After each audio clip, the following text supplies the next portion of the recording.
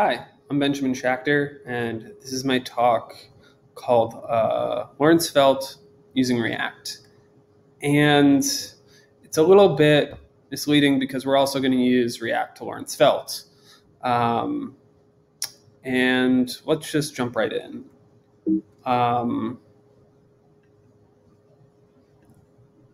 This talk by a fellow named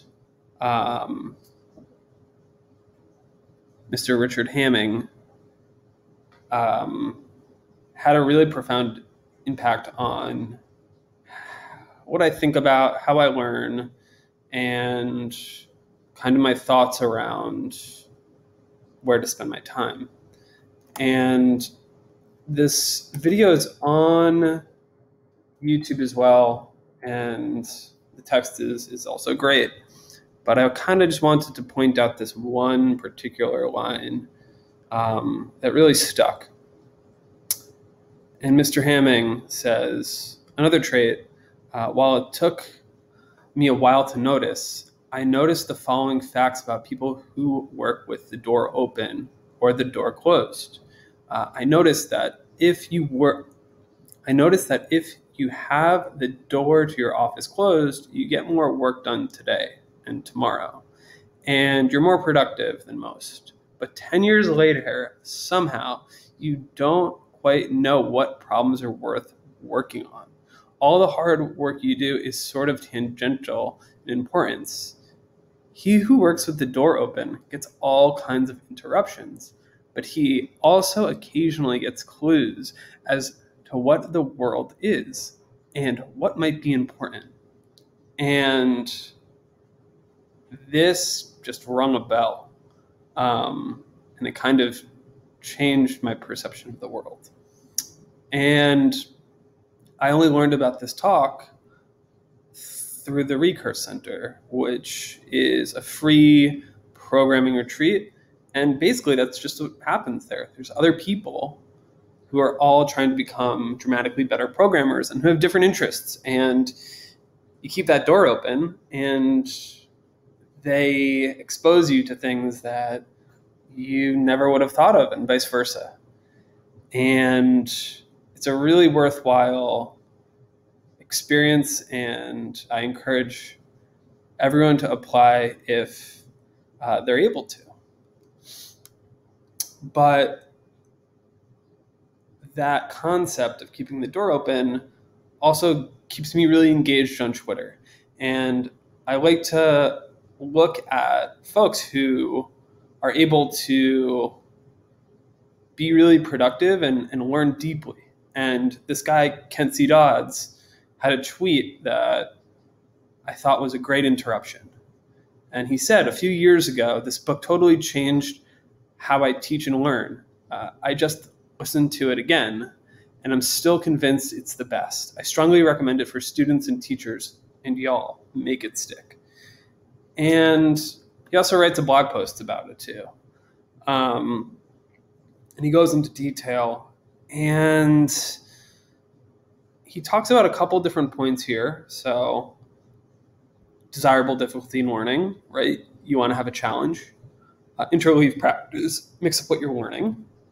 Elaboration, discuss what you learned, which we're going to do here. Active retrieval, go back and make your brain try to remember what it's naturally forgetting, which I just got to do by making this talk and going back to some old code that I hadn't looked at in a while.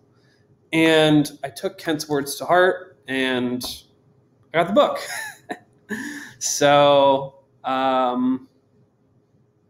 there's one other thing that the book talks about here, and that's using mental models that you've already acquired to learn new things.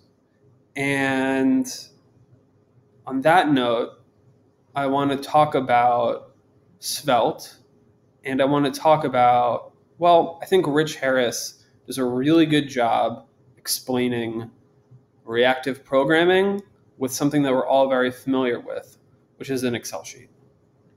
Programming. And you've all experienced this, but I'm going to show you anyway.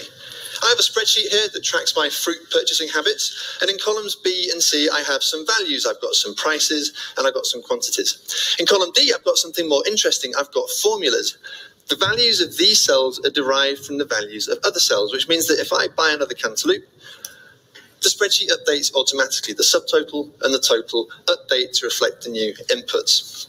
And the way that this works is the spreadsheet maintains a dependency graph internally, and we can visualize that. We can click around and we can see the inputs and the outputs for each of these cells. And we can even change a dependency graph by adding a new formula. All of a sudden, these cells now have two outputs. Now, this was important back in 1969 because computers weren't very fast, and it's a lot more. So we just learned what reactive programming is. It knows what every dependency is, and it derives new values from those dependencies. And it automatically changes those values. And this is a really important concept to nail down, and being able to reference that idea to an Excel sheet helps us understand this new concept. And that's powerful. So let's take this idea of extending a model that we already understand to a new context so that we can use our old learning to influence our new learning. And there's a great example here in the Svelte tutorial, and it's about keyed values. And key values, when I read this tutorial, it made no sense to me. Absolutely none. And I'm going and I'm trying to figure out what the hell is going on here and why does it work this way? And by default, when you modify a value of an each block, it will add or remove items at the end of the block and update any values that have changed. That might not be what you want. It's easier to show than explain. So I agree. It is much easier to show to explain, but I broke it down a little bit more and I thought about, well, I see these different colors, but I don't really understand exactly how they relate to the problem. But we do have numbers, and maybe if I can see the number changing, I'll understand what's going on. And I just added a number here. So initial and current, and we have our initial ID and our current ID. And we're able to see, okay, here's our initial, here's our current. The initial value is fixed upon initialization. And look, one list is going 1, 2, 3, and the other is going 3, 4, 5. And then we look at the logic of what's going on here. Things.slice. What does things.slice do? It takes off the first value of the array or the string, and it gives you the substring. And we can see our initial is taking values off the bottom, and our current is taking values off the top. Right? So this makes sense. The default value, because it's holding on to the initial value and doesn't know it changed, it's going to take items off the bottom. And values that it knows have changed, it's going to take values off of the top. And there's a solution here. And the solution was just, right, our thing at ID. And this blew my mind because it took me so long to understand what was going on. And I said, you know what, this is a prime candidate to write in React, because if I can understand it in React and I can build something that I don't understand in Svelte, I bet I'll understand what's going on a little better. If I have to force myself to dig through to challenge what I know about this subject. So that's what we do. That's exactly what we do. So here's the exact same thing in React. And we have a problem, and we have a solution. So we have the same problem, right? our initial, our current, and the initial is pulling from the bottom. The current is pulling from the top. We're using things that slice. We're using set things from the use state API. And we get this error. Everyone gets this error because for some reason you forget to throw in the key and React screams at you and you just put it in, you forget about it. But you dig down a little more and then there's like another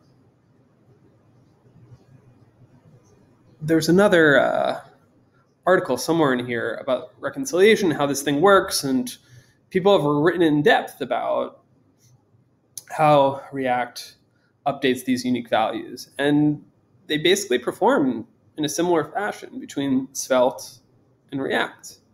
And if we just add our key here, our thing ID, and then we try it again, we solve the problem. So it's this idea of letting the system know what's changed, that we're able to fix this bug. And we can also look back on the Svelte example and say, hey, we want to fix a value upon initialization. How did we do that in React? Well, you're going to do it with a ref. And you're going to use a use effect because with this use effect hook, it only runs on instantiation. And then we hold its current value and it doesn't change. So now we've kind of unlocked another piece of functionality that maybe we didn't know about before of how to hold a value through multiple re-renders in a React component.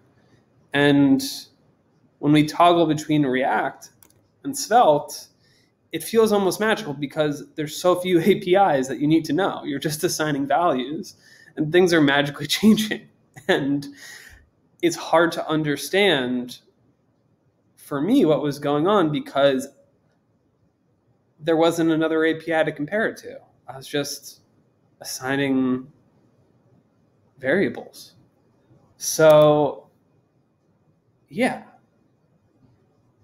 I was able to transfer these contexts over to each other and learn a little bit from each one and solidify that base knowledge that I can extend maybe to Vue or maybe to Preact or whatever.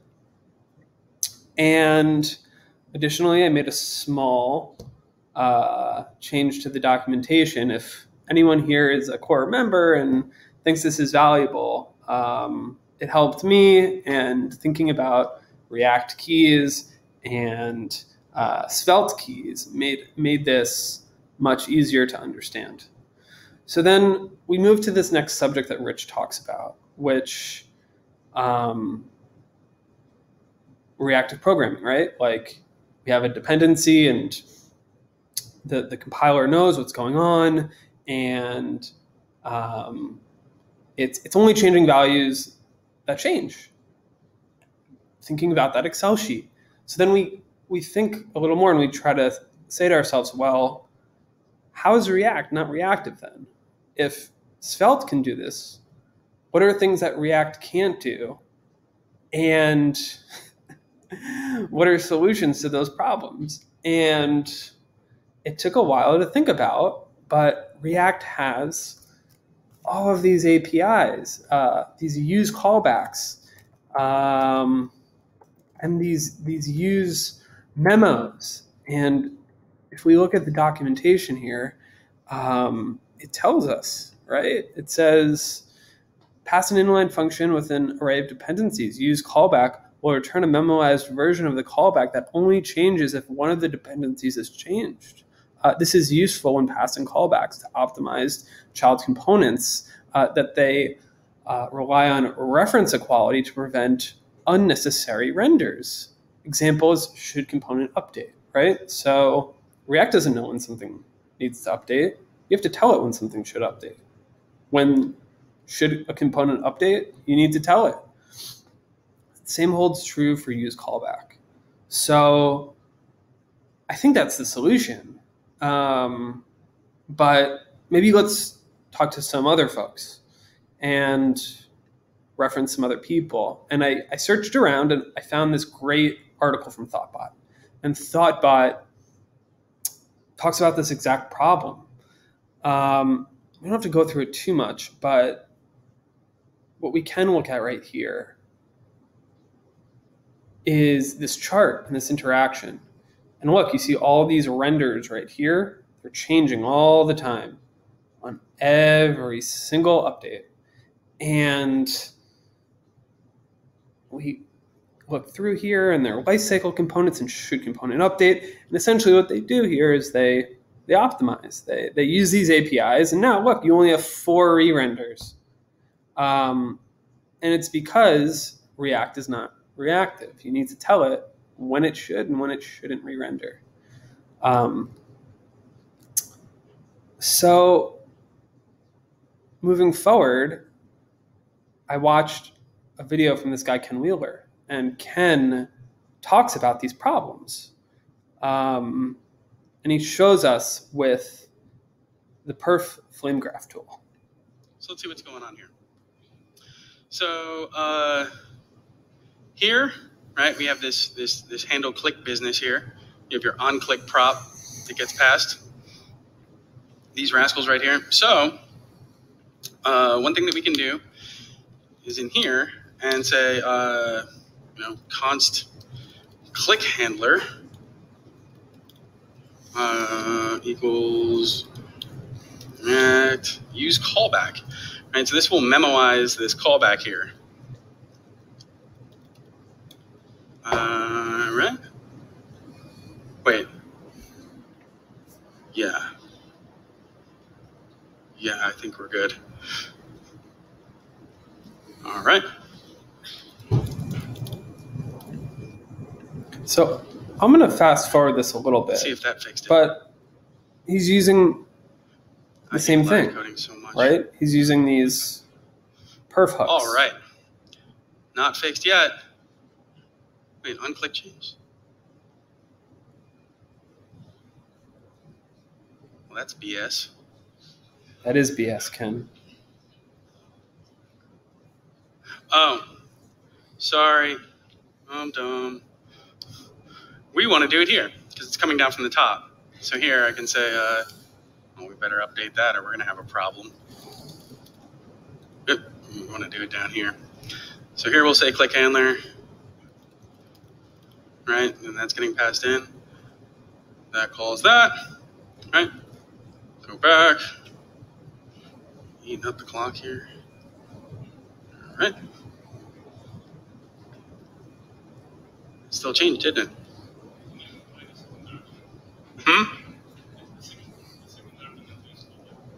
What? What's the second argument? We're going to do this, aren't we? We're doing it.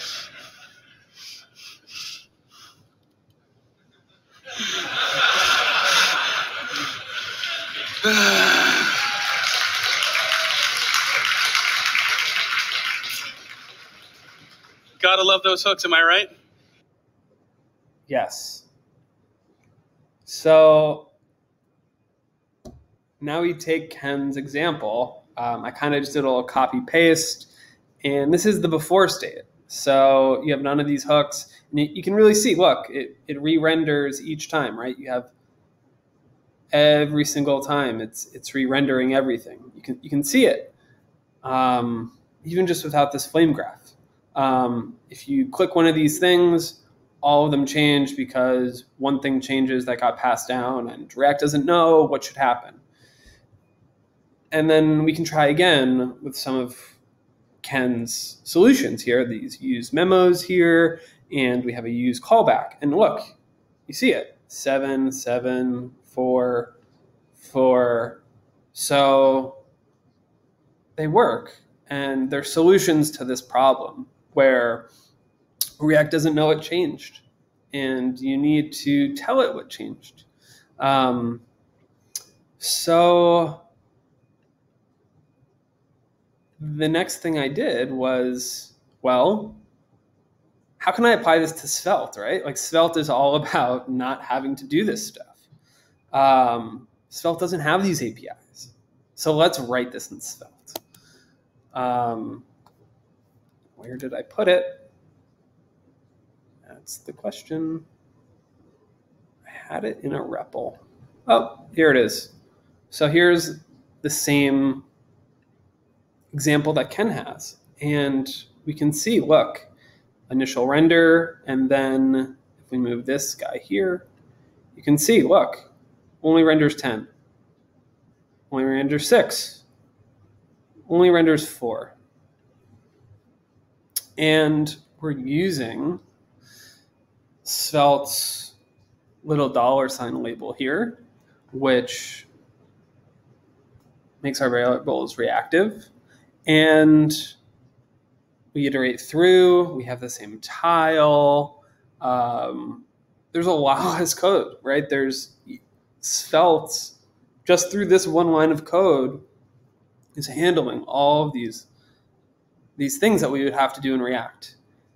And we don't have a set state, right? We just reassign it like good old-fashioned JavaScript. And Svelte works a little differently. And I learned something new, which is we couldn't call back our function that was firing this event. And if there is a way to pass down callback functions, please let me know. But I found this solution here, which we use the create event dispatcher.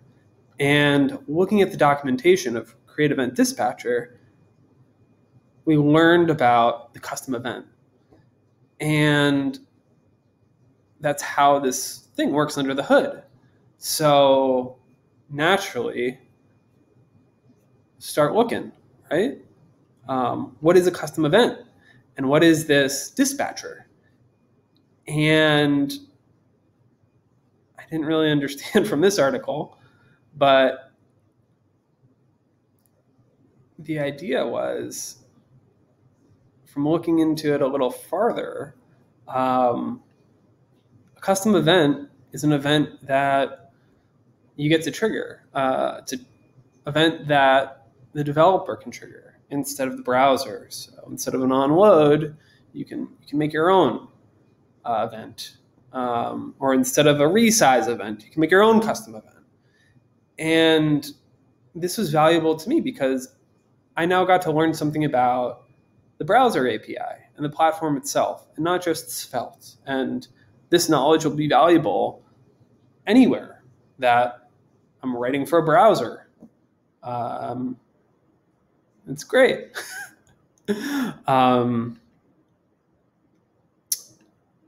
And yeah, now I have my little Svelte app, and this dispatch is firing an event with an index here.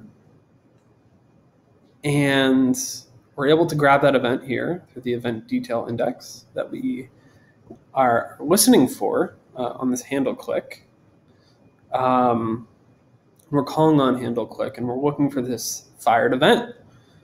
And now we have it. And then we're able to toggle based on the event. And it works. We don't have all of these extra APIs that we need to program to tell Svelte what to do. We've kind of gone full circle from this Excel sheet that Rich was telling us about initially to implementing it ourselves and to understanding how Svelte does its own kind of Excel sheet. Yeah, so that's everything. And kind of just wrapping up here, when we're able to challenge ourselves and try to maybe answer a question before we know the answer, when we try to use mental models that we already have to learn new things and extend what we already learn. And when we can compare different contexts, different problems, we can understand how things work at a deeper level. So I encourage everyone to maybe grab one of these Svelte tutorial samples and write it in React and see how far you get, and try to push yourself to learn how Svelte is different than React and how it's different from what you know, and you can kind of compare and contrast and think about the programming model for yourself. I'm Benjamin Schachter. I'm looking for a new job. Please reach out to me on Twitter if you know anyone who's hiring. Have a great day.